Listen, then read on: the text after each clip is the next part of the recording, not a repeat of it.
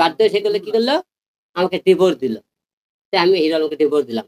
প্রতিটা মেয়ে ডিভোর্স দিতে একটা কথা বলছে, হিরো আলম এই মাসে 15 তারিখে আমার বাবা মারা গেছে।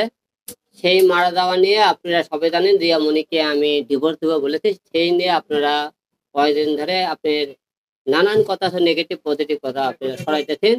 আর আমি আজকে ঢাকায় আসবো, আসার কথা শুনে অনেক গণমাধ্যম আমার সাথে কথা বলতে চাইছেন। তো এই জন্য আমি আপনাদেরকে ডাকলাম যে একে একে কথা না বললে সবার সাথে আমি একবারে কথা বলবো আজকে। আজকে মূলত কারণ আপনারা সবাই জানেন আমার জীবনে 3টে মেয়ে এসেছে। আর 3টে মেয়ে, আমার প্রথম বইয়ের নাম হলো সুমি। আমার সেই পক্ষে 2টে মেয়ে একটা ছেলে আছে। এবং 2016 সালে আমার পারিবারিক ভাবে সুমির সাথে একবার গন্ডগোল হয়, হওয়ার পরে তারা মামলা করে ফ্যামিলি থাকে। তারপরে আমি সেখানে কিছুদিন যে আপনার জেলখানায় ছিলাম। সেখান থেকে বাড়ানোর পরে 3টে সন্তানের মুখের দিকে তাকে আমি আবার সংসার করি। করার পরে এই ভিতরে কথা কইকে, হ্যাঁ, তারপরে মনে করেন আমার মায়ের সাথে আমার প্রথম বয়স সুমির ক্যাসাল গন্ডগোল হয়। মন মানুষ দেখতে ঝগড়া হয় না, বউ শাশুড়ি। শাশুড়ি ঝগড়া হওয়ার পরে আমার বউ রাগ করে বাসা থেকে বের হয়ে যায়। সুমি বের হয়ে যাওয়ার পরে আমাকে সে প্রস্তাব দেয় যে ওই বাসা আর আমি জীবনে যাবো না, আমি এখানে সংসার করতে চাইলে বাড়ি আলাদা করতে হবে। আমি ঠিক আছে, তাহলে মা করলো ঠিক আছে, সন্তান আছে যেহেতু ছেড়ে দেওয়ার দরকার নেই, তুমি বাড়ি করো।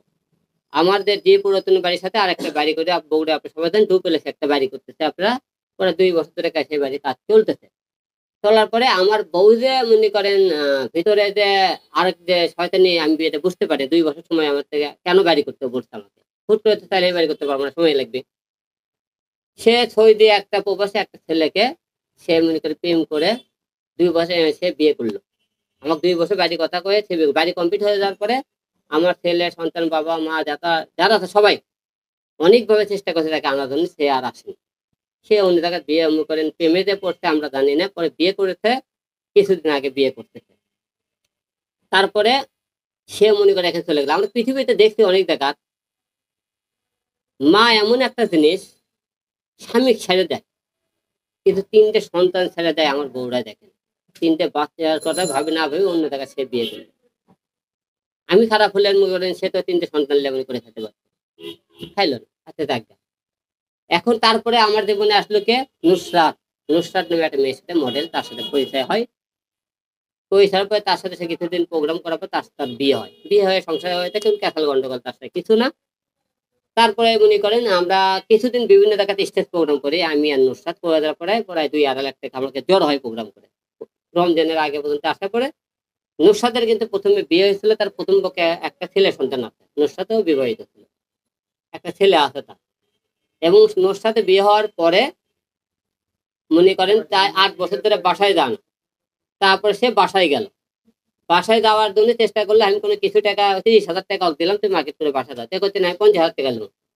পরে আমি রাগ করে বললাম তুই সব টাকা নিয়ে চলে যা, ঠিক আছে। পরে আমি 1,20,000 টাকা নিয়ে বাসা থেকে বের হয়ে যায়। বের হয়ে যাওয়ার পরে কিছুদিন তার সাথে চলাফেরা আর রাগ করে কথা বলে। তারপরে দেখি সামিন নামে একটা ছেলের সাথে সে বিভিন্ন জায়গাতে স্টেজ প্রোগ্রাম করে, নাচের গানের শুটিং করে, তারপরে বিভিন্ন রকম চলাফেরা করতেছে, বিভিন্ন ছেলেকে শুটিং করতেছে। তারপরে আমি করার পরে আমি বললাম তুই এখন আমার ঘরের বউ আছিস, যতক্ষণ পর্যন্ত আমার সাথে ডিভোর্স না হবে ততক্ষণ তুই কারোর সাথে কাজ করতে পারবি না। ভয় দেখানো ছেলে, ভয় দেখানো, তাকে ভয় দেখানো চেষ্টা করে পারেনি। যে ওর কথা, আমার নায়িকা আমি বড় হতে চাই, যে তার মূল উদ্দেশ্য যে মোর সাথে আমার সাথে নায়িকা হতে চাই, বড় হতে সেটা আমি জানি। সে সবার সাথে শুটিং করবি, সংসার করবি, সে সবার সাথে শুটিং করবি। আমি না, একদমই কাজ শুটিং করতে পারবি না যতক্ষণ তুই আমার বউ আছিস। পরে সে কথায় বাধ্য হয়ে আমার চাপে কি করলো, যখন কাজ কাম করবো সে বাধ্য হয়ে সে করলে কি করলো, আমাকে ডিভোর্স দিল।